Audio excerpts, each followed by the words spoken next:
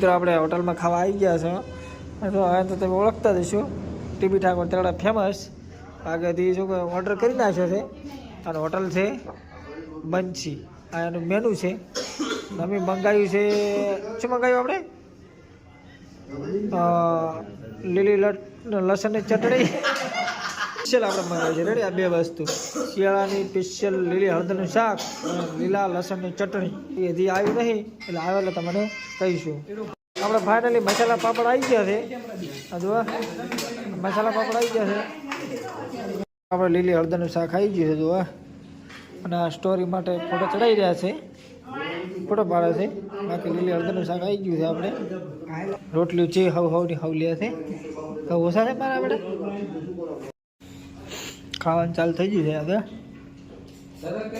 છાશ મંગાવેલા છે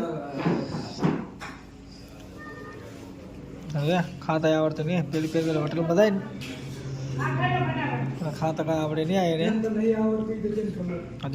હજે ખાઈ રે હા બેલ સાહેબ